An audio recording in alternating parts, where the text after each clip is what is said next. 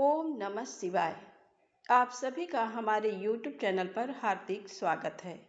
प्रिय भक्तजनों, शिव महापुराण केवल एक कथा नहीं, बल्कि भगवान महादेव तक पहुंचने का एक दिव्य मार्ग है।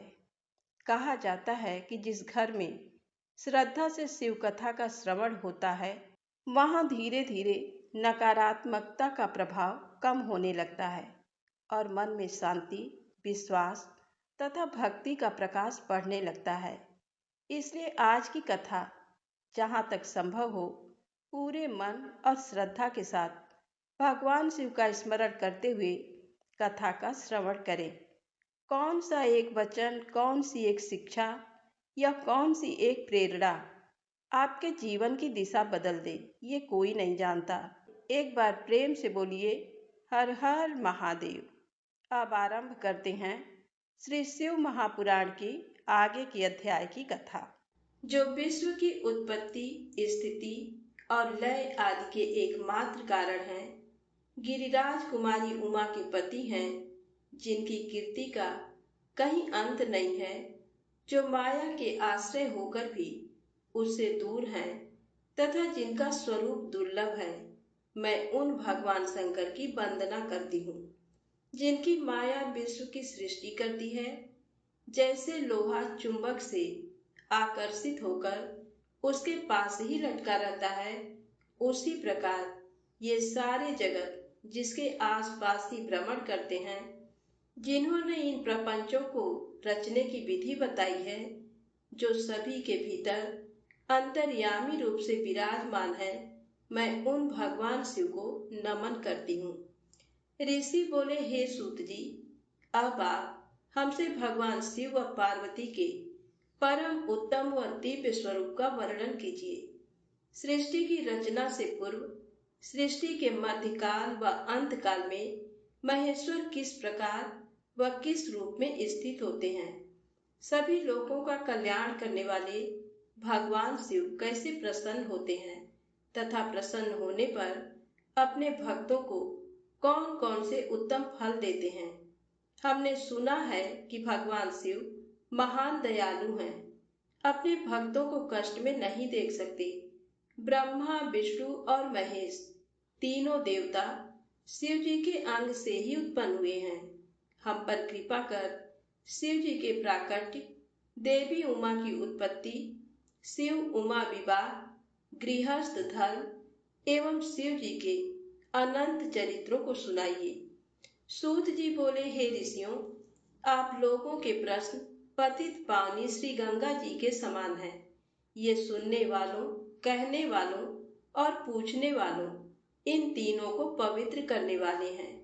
आपकी इस कथा को सुनने की आंतरिक इच्छा है, इसलिए आप धन्यवाद के पात्र हैं। ब्राह्मणों, भगवान शंकर का रूप साधु, राजसी और तामसी तीनों प्रकृति के मनुष्यों को सदा आनंद प्रदान करने वाला है। वे मनुष्य जिनके मन में कोई तृष्णा नहीं है, ऐसे ऐसे महात्मा पुरुष भगवान शिव के गुणों का ज्ञान करते हैं, क्योंकि शिव की भक्ति मन और कानों को प्रिय लगने वाली और संपूर्ण मनोरथों को देने वाली है। हे ऋषियों, मैं आपके प्रश्नों के अनुसार ही शिव के चरित्रों का वर्णन करता हूँ।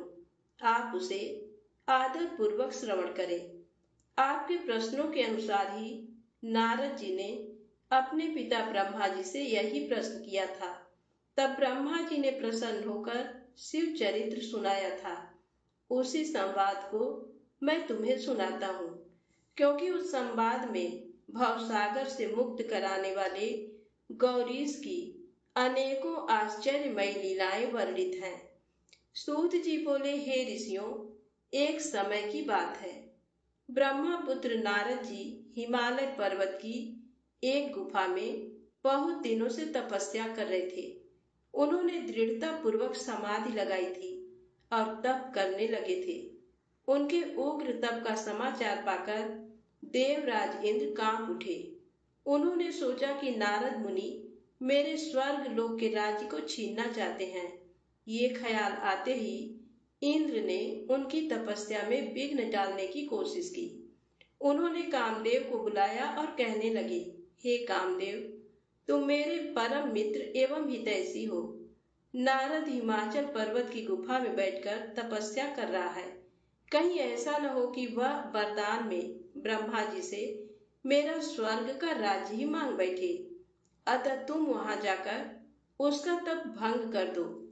ये आज्ञा पाकर कामदेव बसंत को साथ ले बड़े गर्व से उस स्थान पर गए और अपनी सारी कलाएं रच डाली।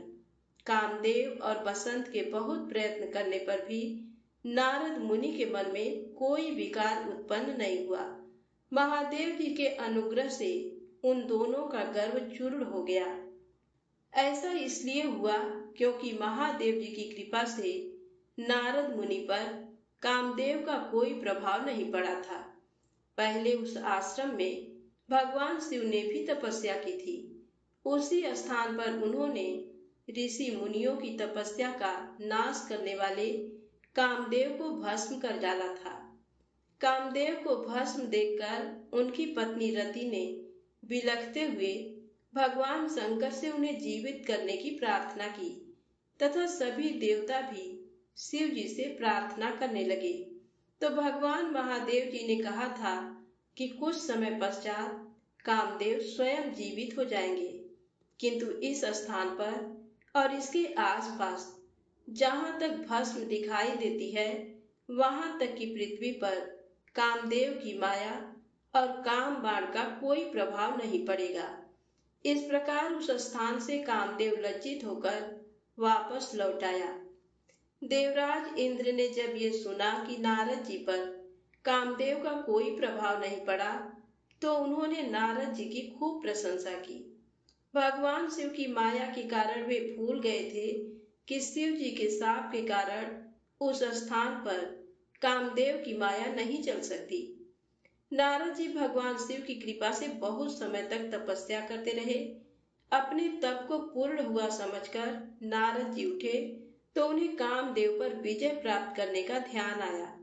तब उन्हें मन ही मन इस बात का घमंड हुआ कि उन्होंने कामदेव पर विजय प्राप्त कर ली है।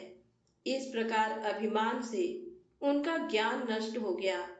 वे ये नहीं समझ सके कि कामदेव के पराजित होने में भगवान शंकर की ही माया थी। तब वे अपनी काम विजय की कथा सुनाने के लिए शीघ्र ही कैलाश पर्वत पर जा पहुंचे और भगवान शिव को नमस्कार करके अपनी तपस्या की सफलता का समाचार तथा कामदेव पर विजय प्राप्त करने का समाचार कह सुनाया। यह सब सुनकर महादेव जी ने नारद की प्रशंसा करते हुए कहा, हे नारद जी, आप परम धन्य हैं, परंतु मेरी एक बात याद रखना कि ये समाचार किसी अन्य देवता को मत सुनाना। विशेषकर भगवान विष्णु से तो इस बात को कदापि न कहना। ये वृत्तांत सबसे छिपाकर रखने योग्य है। तुम मेरे प्रिय हो, इसलिए मैं तुम्हें ये आज्ञा देता हूँ कि ये बात किसी के सामने प्रकट मत करना। परंतु वे तो शिव की माया से मोहित हो चुके थे, इसलिए उनकी दी शिक्षा को ध्यान में न रखते हुए वे ब्रह्मलोक चले गए। वहां ब्रह्मा जी को नमस्कार कर बोले, मैंने अपने तपोबल से कामदेव को जीत लिया है। यह सुनकर ब्रह्मा जी ने भगवान शिव के चरणों का चिंतन करके सारा कारण जान लिया तथा अपने पुत्र नारद को यह सब किसी और से कहने के लिए मना कर दिया। नारद के मन में अभिमान के अंकुर उत्पन्न हो गए थे, जिसके फल स्वरूप उनकी बुद्धि नष्ट हो गई थी। वे तो तुरंत विष्णु लोक पहुंचकर भगवान विष्णु को ये सारा किस्सा सुनाना चाहते थे। अतः शीघ्र ही वे ब्रह्मलोक से चल दिए। नारद मुनि को आते देखकर भगवान विष्णु सिंहासन से उठ खड़े हुए। उन्होंने नारद को गले लगा लिया और आदर सहित आसन पर बैठाया। भगवान शिव के चरणों का स्मरण करके भगवान विष्णु ने नारद जी से पूछा, नारद जी, आप कहाँ से आ रहे हैं और इस लोक में आपका शुभ आगमन किस लिए हुआ है? यह सुनकर नारद जी ने अहंकार सहित अपने तप के पूर्ण होने एवं कामदेव पर विजय प्राप्त करने का समस्त हाल उन्हें कह सुनाया। भगवान विष्णु काम के विजय के असली कारण को समझ चुके थे। वे नारद जी से बोले, हे नारद जी, आपकी कीर्ति एवं निर्मल बुद्धि धन्य है। काम, क्रोध एवं लोभ मोह उन मनुष्यों को पीड़ित करते हैं जो भक्तिहीन हैं। आप तो ज्ञान वैराग्य से युक्त एवं ब्रह्मचारी हैं, फिर भला ये काम आपका क्या बिगाड़ सकता था। देवर्षि नारद बोले, हे भगवान, ये सब आपकी कृपा का ही फल है। आपकी कृपा के आगे कामदेव की क्या सामर्थ्य है जो मेरा कुछ बिगाड़ सके। मैं तो सदा ही निर्भय हूँ। इतना कहकर नारद जी विष्णु भगवान को नमस्कार कर वहां से चल दिए। सूत जी बोले, महर्षियों, नारद जी के चले जाने पर शिव जी की इच्छा से विष्णु भगवान ने एक अद्भुत माया रची। उन्होंने जिस ओर नारद जी जा रहे थे वहां एक सुंदर नगर बना दिया। वह नगर बैकुंठ लोक से भी अधिक रमणीय था। वहां बहुत से विहार स्थल थे। उस नगर के राजा का नाम शील निधि था। उस राजा की एक बहुत सुंदर कन्या थी। उन्होंने अपनी पुत्री के लिए स्वयंवर का आयोजन किया था। उनकी कन्या का वरण करने के लिए उत्सुक बहुत से राजकुमार पधारे थे। वहां बहुत चहल पहल थी। इस नगर की शोभा देखते ही नारद जी का मन मोहित हो गया। जब राजा शीलनिधि ने नारद जी को आते देखा तो उन्हें सादर प्रणाम करके स्वर्ण सिंहासन पर बैठाकर उनकी पूजा की। फिर अपनी देव सुंदरी कन्या को बुलाया, जिसने महर्षि के चरणों में प्रणाम किया। नारद जी से उसका परिचय कराते हुए शीलनिधि ने निवेदन किया, महर्षि, ये मेरी पुत्री श्रीमती है। इसके स्वयंवर का आयोजन किया गया है। इस कन्या के गुण दोषों को बताने की कृपा कीजिए। राजा के ऐसे वचन सुनकर नारद जी बोले, राजन, आपकी कन्या साक्षात लक्ष्मी है। इसका भावी पति भगवान शिव के समान वैभवशाली, त्रिलोकजयी, वीर तथा कामदेव को भी जीतने वाला होगा। ऐसा कहकर नारद मुनि वहां से चल दिए। शिव की माया के कारण वे काम के वशीभूत हो सोचने लगे कि राजकुमारी को कैसे प्राप्त करूं। स्वयंवर में आए सुंदर एवं वैभवशाली राजाओं को छोड़कर भला ये मेरा वरण कैसे करेगी। वे सोचने लगे कि नारियों को सौंदर्य बहुत प्रिय होता है। सौंदर्य को देखकर ही श्रीमती मेरा वरण कर सकती है। ऐसा विचार कर नारद जी फिर विष्णु लोक में जा पहुंचे और उन्हें राजा शीलनिधि की कन्या के स्वयंवर के बारे में बताया तथा उस कन्या के साथ विवाह करने की इच्छा व्यक्त की। उन्होंने भगवान विष्णु से प्रार्थना की कि वे अपना रूप उन्हें प्रदान करें ताकि श्रीमती उन्हें ही वरे। सूत जी कहते हैं, महर्षियों, नारद मुनि की ऐसी बात सुनकर भगवान मधुसूदन हंस पड़े और भगवान शंकर के प्रभाव का अनुभव करके उन्होंने इस प्रकार उत्तर दिया। भगवान विष्णु बोले, हे नारद, वहां आप अवश्य जाइए। मैं आपका हित उसी प्रकार करूंगा जिस प्रकार पीड़ित व्यक्ति का श्रेष्ठ वैद्य करता है, क्योंकि तुम मुझे विशेष प्रिय हो। ऐसा कहकर भगवान विष्णु ने नारद मुनि को बानर का मुख तथा शेष अंगों को अपना मनोहर रूप प्रदान कर दिया। तब नारद जी अत्यंत प्रसन्न होते हुए अपने को परम सुंदर समझकर शीघ्र ही स्वयंवर में आ गए और उस राज्य सभा में जा बैठे। उस सभा में रुद्रगण ब्राह्मण के रूप में बैठे हुए थे। नारद जी का बानर रूप केवल कन्या और रुद्रगणों को ही दिखाई दे रहा था। बाकी सबको नारद जी का वास्तविक रूप ही दिखाई दे रहा था। नारद जी मन ही मन प्रसन्न होते हुए श्रीमती की प्रतीक्षा कर रहे थे। हे ऋषियों, वह कन्या हाथ में जयमाल लिए अपनी सखियों के साथ स्वयंवर में आई। उसके हाथों में सोने की सुंदर माला थी। वह शुभ लक्षणा राजकुमारी लक्ष्मी के समान अपूर्व शोभा पा रही थी। नारद मुनि का भगवान विष्णु जैसा शरीर और बानर जैसा मुख देख वह कुपित हो गई और उनकी ओर से दृष्टि हटाकर मनोवांछित वर की तलाश में आगे चली गई। सभा में अपने मन पसंद वर को न पाकर वह उदास हो गई। उसने किसी के भी गले में वरमाला नहीं डाली। तभी भगवान विष्णु राजा की वेशभूषा धारण कर वहां आ पहुंचे।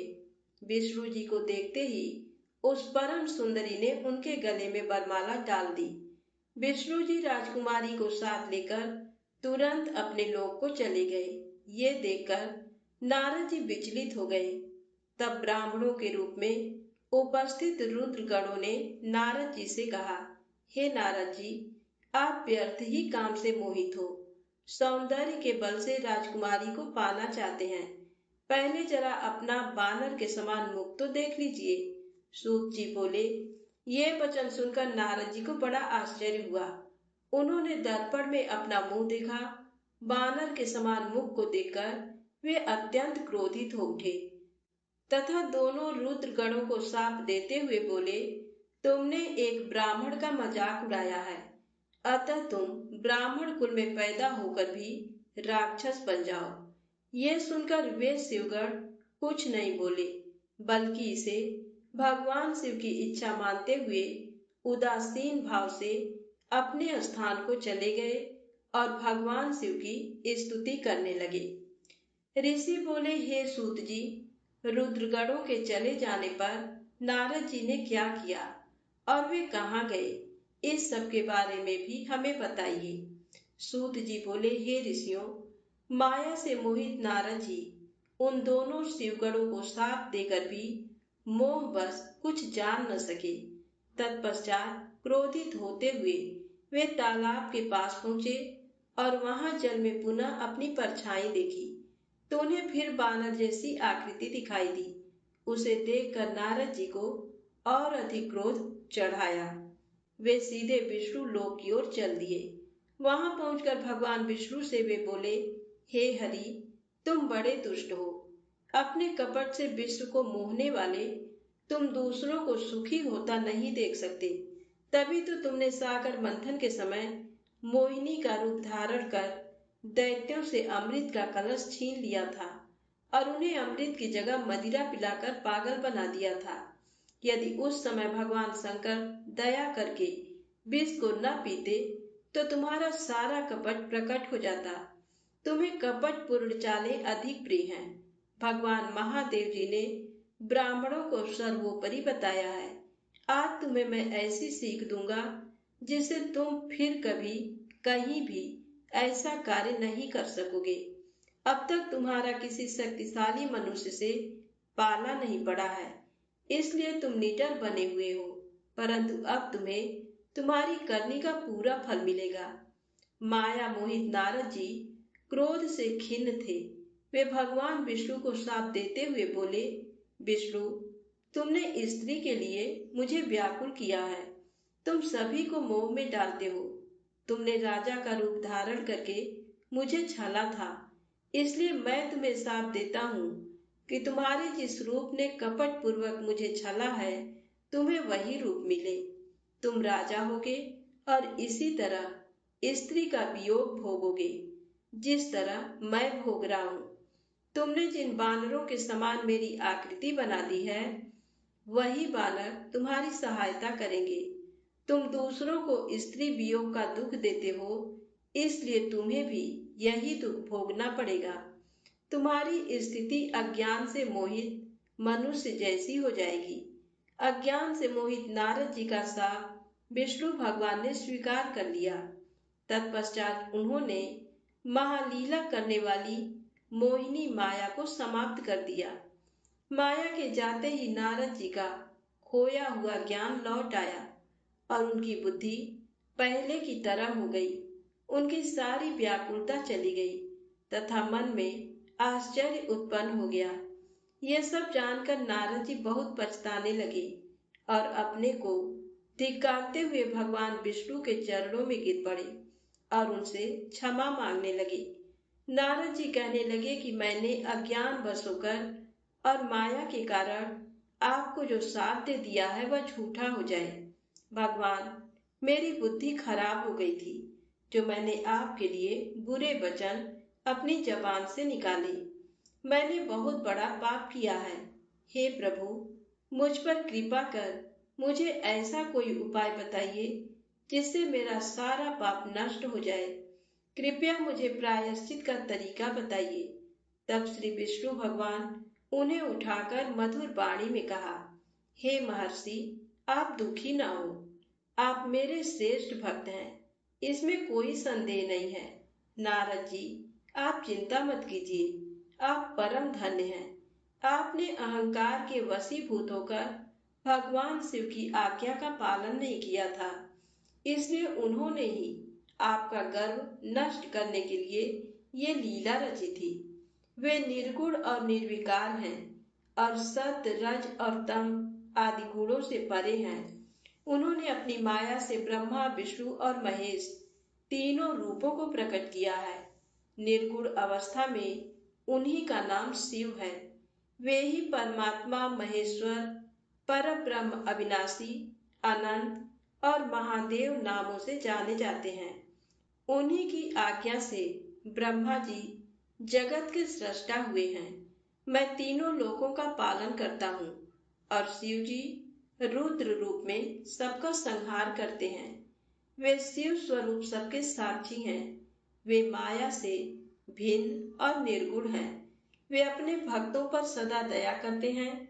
मैं तुम्हें समस्त पापों का नाश करने वाला, भोग एवं मोक्ष प्रदान करने वाला उपाय बताता हूँ।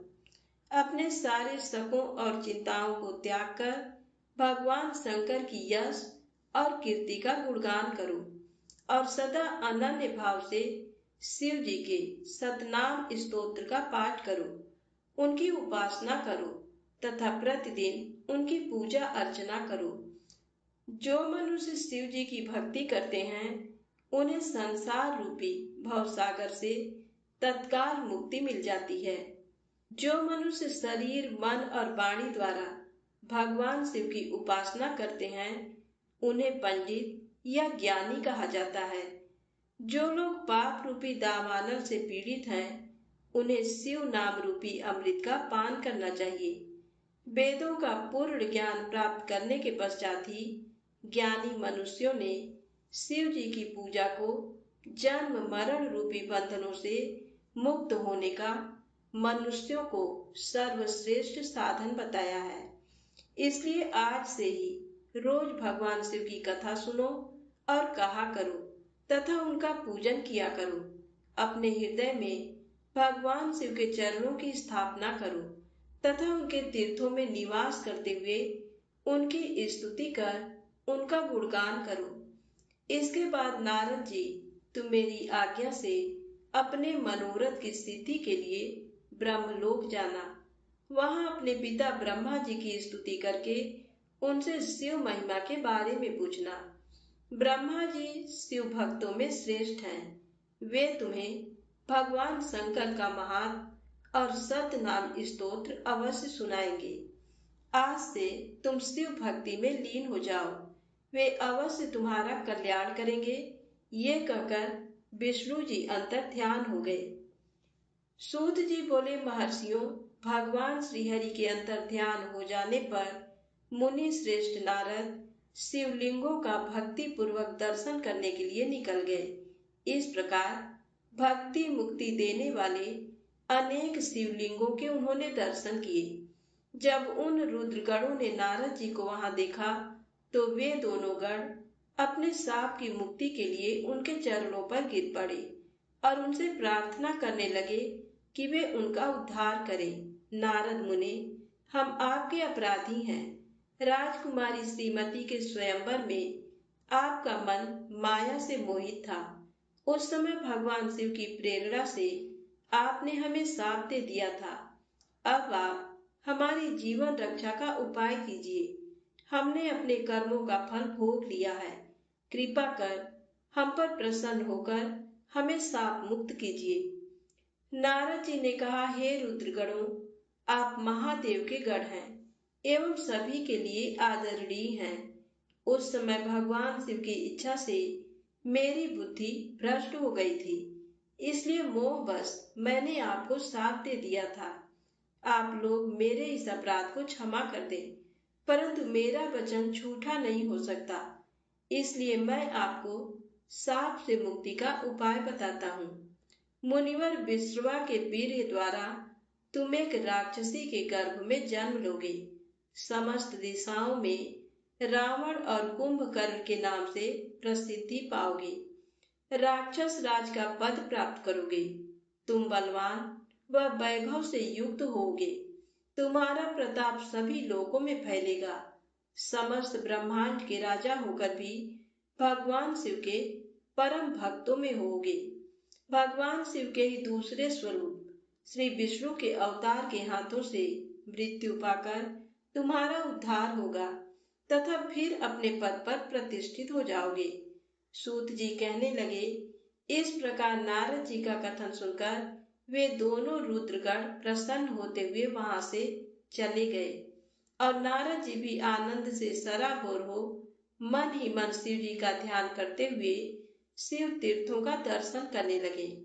इसी प्रकार भ्रमण करते करते वे शिव जी की प्रिय नगरी काशीपुरी में पहुंचे और काशीनाथ का दर्शन कर उनकी पूजा उपासना की।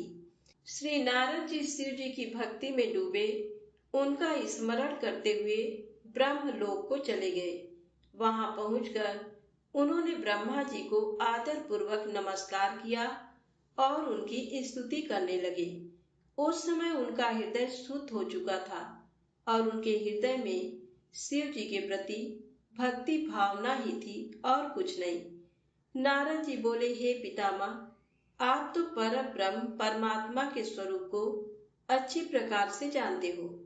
आपकी कृपा से मैंने भगवान विष्णु के महात्म का ज्ञान प्राप्त किया है एवं भक्ति मार्ग, ज्ञान मार्ग, तपो मार्ग, दान मार्ग तथा तीर्थ मार्ग के बारे में जाना है, परंतु मैं शिव तत्व के ज्ञान को अभी तक नहीं जान पाया हूँ।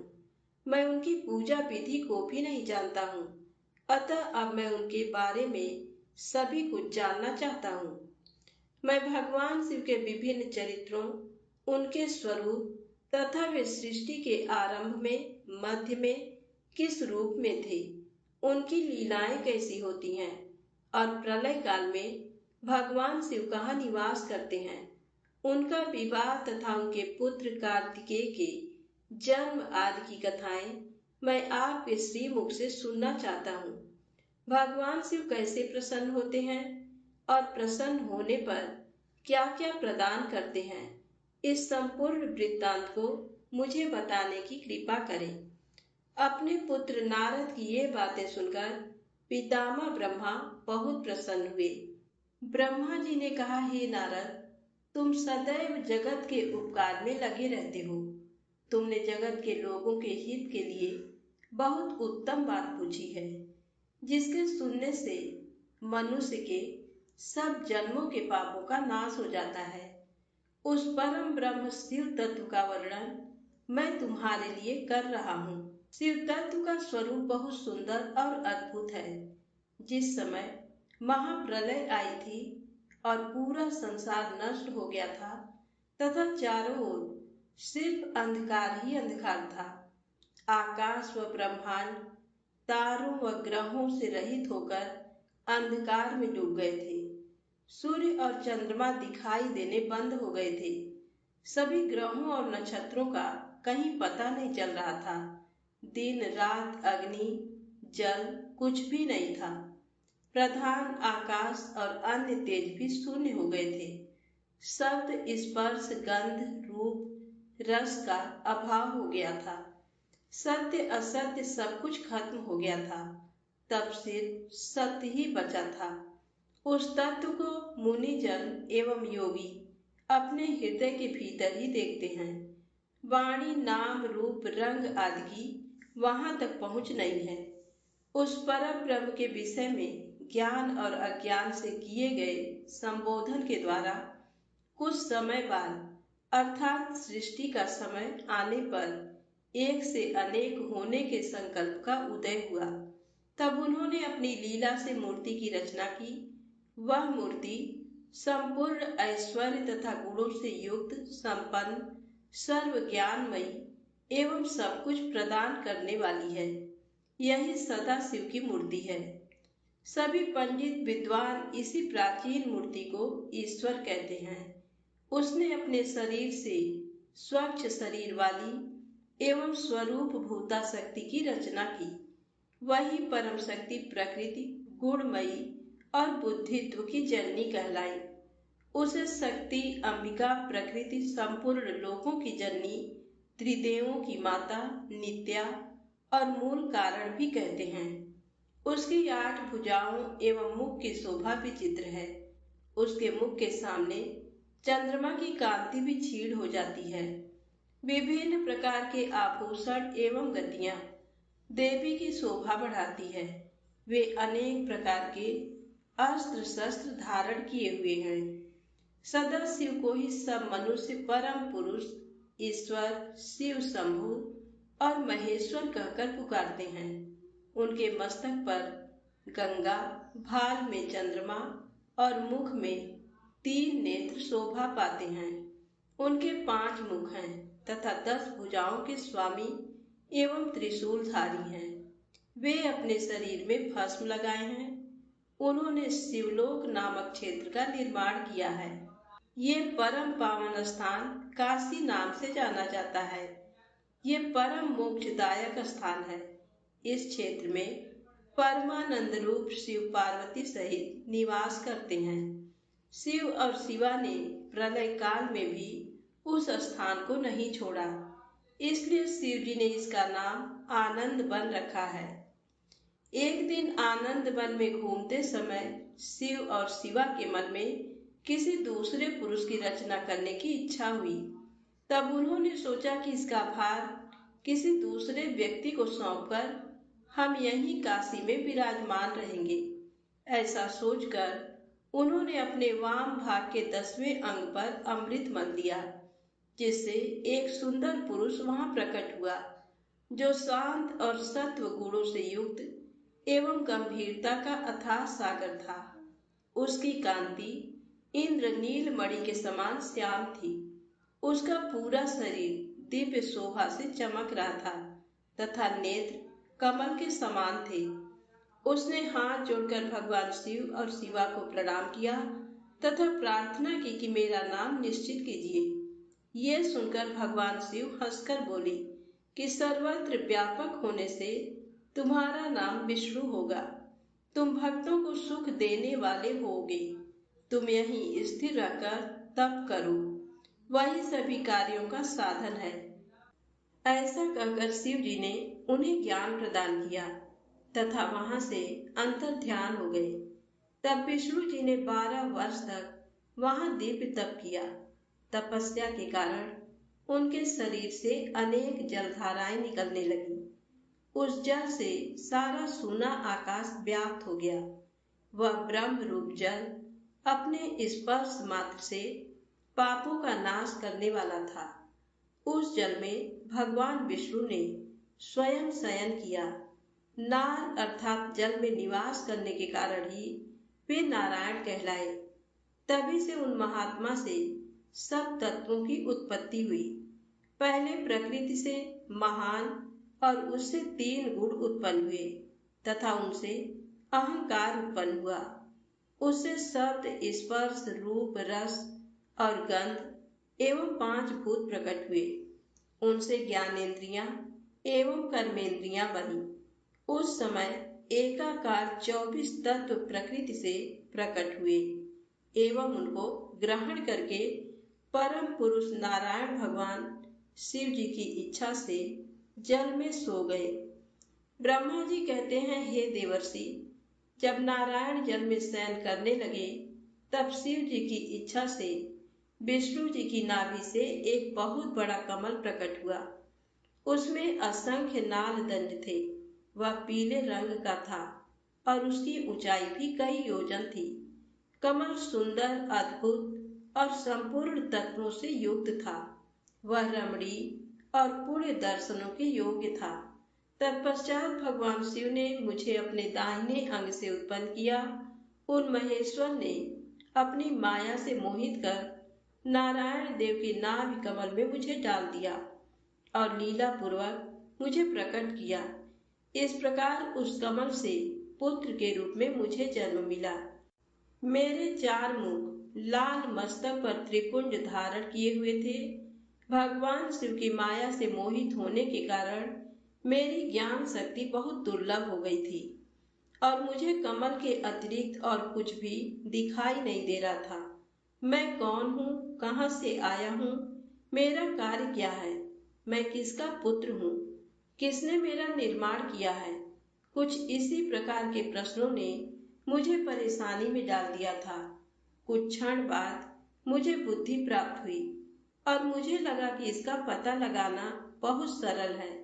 इस कमल का उद्गम स्थान इस जल में नीचे की ओर है और इसके नीचे मैं उस पुरुष को पा सकूंगा जिसने मुझे प्रकट किया है। ये सोचकर एक नाल को पकड़कर मैं 100 वर्षों तक नीचे की ओर उतरता रहा, परंतु फिर भी मैंने कमल की जड़ को नहीं पाया। इसलिए मैं पुनः ऊपर की ओर बढ़ने लगा। बहुत ऊपर जाने पर भी कमल कोश को नहीं पा सका। तब मैं और अधिक परेशान हो गया। उसी समय भगवान शिव की इच्छा से मंगलमयी आकाशवाणी प्रकट हुई। उस वाणी ने कहा, तपस्या करो।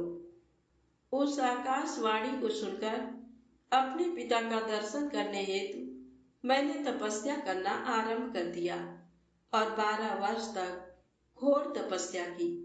तब 4 भुजाधारी सुंदर नेत्रों से शोभित भगवान विष्णु प्रकट हुए। उन्होंने हाथों में शंख, चक्र, गदा और पद्म धारण कर रखे थे। उनका शरीर श्याम कांति से सुशोभित था। उनके मस्तक पर मुकुट विराजमान था तथा उन्होंने पीतांबर वस्त्र और बहुत से आभूषण धारण किए हुए थे। वे करोड़ों कामदेवों के समान मनोहर दिखाई दे रहे थे और सांवली व सुनहरी आभा से शोभित थे। उन्हें वहां देखकर मुझे बहुत हर्ष व आश्चर्य हुआ। भगवान शिव की लीला से हम दोनों में विवाद छिड़ गया कि हम में बड़ा कौन है। उसी समय हम दोनों के बीच में एक ज्योतिर्मय लिंग प्रकट हो गया। हमने उसका पता लगाने का निश्चय किया। मैंने ऊपर की ओर और विष्णु जी नीचे की ओर उस स्तंभ के आरंभ और अंत का पता लगाने के लिए चलना आरंभ किया, परंतु हम दोनों को उस स्तंभ का कोई और छोर नहीं मिला। थक कर हम दोनों अपने उसी स्थान पर आ गए। हम दोनों ही शिव जी की माया से मोहित थे। श्री हरि ने सभी ओर से परमेश्वर शिव को प्रणाम किया। ध्यान करने पर भी हमें कुछ ज्ञात न हो सका। तब मैंने और श्री हरि ने अपने मन को शुद्ध करते हुए अग्नि स्तंभ को प्रणाम किया। हम दोनों कहने लगे, महाप्रभु, हम आपके स्वरूप को नहीं जानते। आप जो भी हैं, हम आपको नमस्कार करते हैं। आप शीघ्र ही हमें अपने असली रूप में दर्शन दें। इस प्रकार हम दोनों अपने अहंकार को भूलकर भगवान शिव को नमस्कार करने लगे। ऐसा करते हुए 100 वर्ष बीत गए। आज की कथा यहीं समाप्त होती है। यदि आपको कथा अच्छी लगे तो प्लीज लाइक अवश्य करिएगा। प्रेम से बोले, शंकर भगवान की जय हो, गौरी माता की जय हो।